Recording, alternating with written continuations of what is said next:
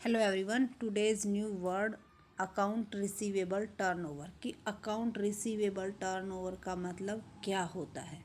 सबसे पहले हम इसकी डेफिनेशन करते हैं, फिर इसको किस तरह से कैलकुलेट किया जाता है और इसका हमारी बिजनेस पर क्या इफ़ेक्ट होता है, इसको हम समझेंगे।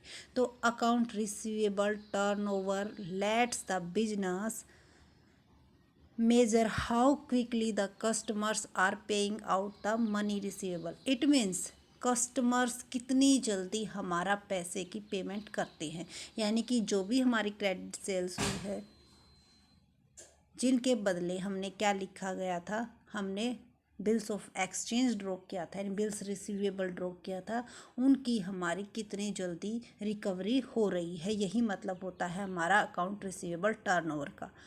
अब इसका फॉर्मूला क्या होता है वो देख लेते हैं। तो अकाउंट रिसीवेबल टर्नओवर का फॉर्मूला होता है नेट क्रेडिट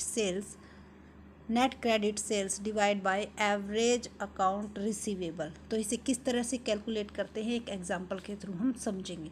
मान लो हमारी 5 लाख की सेल हुई है, ठीक है।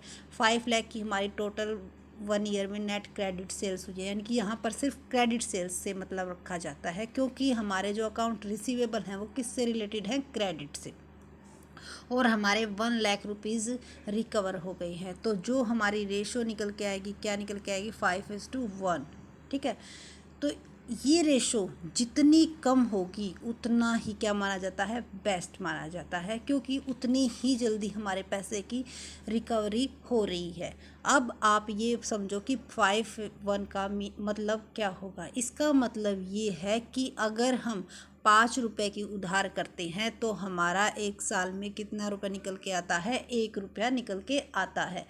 और कम होता है उसे इतना बेस्ट क्यों माना जाता है, क्योंकि हमारे पास जितनी जल्दी पैसा रिकवर होगा उतनी ही जल्दी हमारे पास कैश आएगा और उसे हम कहीं और इन्वेस्ट करके उससे पैसे कमा सकते हैं। तो इसीलिए इसको क्या माना जाता है कि जितना कम होगा फर्म के लिए उतना बेनिफिशियल होगा। आई होप आपको अकाउंट रिसीवेबल का मीनिंग, उसको किस तरह से कैलकुलेट किया जाता है और उसका बिजनेस पर क्या इफ़ेक्ट होता है, ये क्लियर हो गया होगा। इसके बाद हम कल करेंगे अकाउंट पेएबल टर्न ओवर, वो इसका बिल्कुल अपोजिट होता है।